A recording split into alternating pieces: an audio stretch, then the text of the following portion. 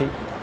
দেখেন কত দেউলিয়া চয়ন সাহেব, যে উনি একটা ঘটনা ঘটাবে হলো কোপার কেন্দ্রিক, সেখানে হয়তো পরিবেশ বা পরিস্থিতি পারমিট করে নাই, ওনার নিজ ইউনিয়ন এখানে সাধারণ একটা নাটক মঞ্চস্থ করে উনি একটা মামলা তৈরি করলেন আমাদের রাজশাহী বিভাগীয় সমাবেশের আগে।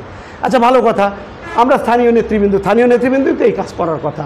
ওই ৭৭ বছরের হিরু সাহেব উনি তো ওই সাদাতপুর থেকে এসে এখানে এই তাণ্ডব চালানোর কথা না। দেখেন টোটাল উপজেলা বিএনপির অঙ্গ সংগঠনের মূল নেতৃবৃন্দকে দিয়ে 24 জন আসামি দিয়া উনি দিল। আমাদেরকেই যদি এই ইউনিয়নটাকেই যদি রাখতো তাহলে কিন্তু কোনো কথা ছিল না।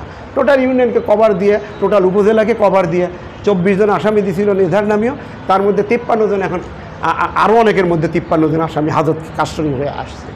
তাহলে এই জিনিসটা আমাদের পুরো নেতৃবৃন্দকে নিয়ে এইভাবে মনে করেন যে আমাদের দমন পীড়নের মধ্যে রাখছে।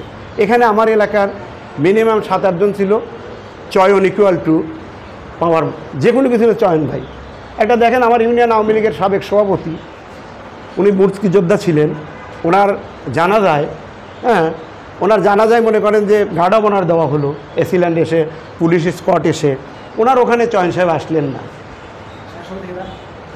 আউয়াল ভাই, আউয়াল মাস্টার, আমার কথা করে একটু আপনার সাংবাদিক, আপনার জাতির বিবেক, আমাদেরও শ্রদ্ধেয় ব্যক্তি, আপনাদের মাধ্যমে আমাদের ভালো মন্দ কিন্তু বিচার করবেন।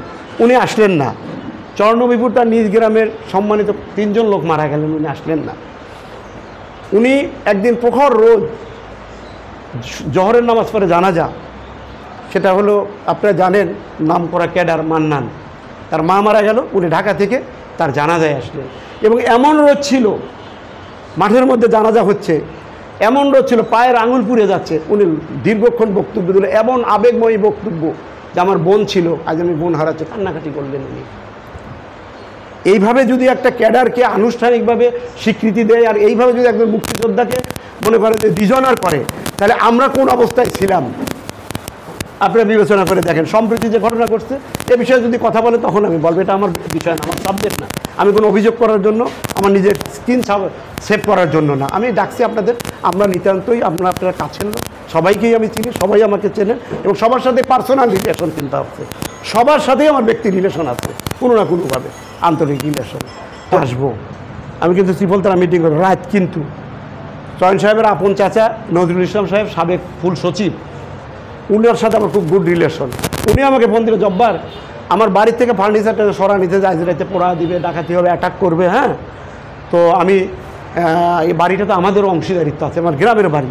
বললাম স্যার আপনি থাকেন, আমার মিটিং আমি এখানে বন্ধ করে আমার মতো আমি চলে যাচ্ছি।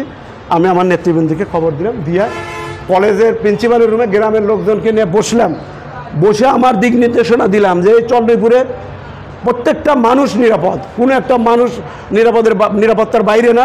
আপনারা আসেন, সহ অবস্থায় বসবাস করেন, কোনো ঘটনা ঘটলে আমাকে জানাবেন। আপনারা খবর নিয়ে দেখেন চন্দ্রপুরের বেশ কিছু ছেলেপেলেরা কিন্তু অনেক দুর্ঘটনা ঘটা ফেলেছে, যেটা মানুষকে কন্ট্রোল করা খুবই কঠিন। আপনারা জানেন যে আমরা 15 বছরে মাইর খাচ্ছি। আমার বাড়ি, আমি ধানের শীষে নির্বাচন করছি, 7 বার আমার বাড়ি ভাঙচুর করছে। এটা নৌকার এলাকা। ভোট কীভাবে জানেন? আমি পারবো না, আমার দল মনোনয়ন দিছে, তাই আমি নির্বাচন করছি। গত নির্বাচনে দল মনোনয়ন দেয় নাই, এবং দল নির্বাচন বর্জন করতে হাজারো আমাকে প্রলোভন দেখানো হয়েছে, হাজারো আশ্বাস করা হয়েছে, আমি নির্বাচনে দাঁড়াইনি। হ্যাঁ, আমার 7 বার করে আমার বাড়ি ভাঙছে। হ্যাঁ, তারপরেও আমি সেই চয়ন সাহেবের এলাকায় যা বলছি, আজও পর্যন্ত একটা লোক অ্যাসাল্ট হয় নাই, অপমানিত হয় নাই, একটা সম্পদই হয় নাই, ক্ষতিগ্রস্ত মানে আপনি সহ অবস্থায় অবস্থান করতেছে। এই বিষয়টা আপনাদের নজরে দিলাম। তো এখন আপনারা দেখেন আমাদের মধ্যে একটা সিদ্ধান্ত হচ্ছে সেন্ট্রালি মানে আপনারা তারেক রহমানের কথা শুনছেন, আমাদের ম্যাডামের কথা শুনছেন, ডক্টর মুহিত সাহেবের কথা শুনছেন, আপনাদের নিয়ে কথা বলছে, বিভিন্ন কমিউনিটি নিয়ে কথা বলছে। মুহিত সাহেব যা পারবে তা বলবে, যা পারবে না তা বলবে না, কোনো দিন স্ট্যান্ডবাজি করবে না। আমরা হিসাব করে দেখছি, আমরা এই যে বিভিন্ন বালুমাল বিভিন্ন জিনিস নিয়ে দেখতেছি, হিসাব করে যে ম্যাক্সিমাম টাকা গেছে সংসদ সদস্যদের পকেটে।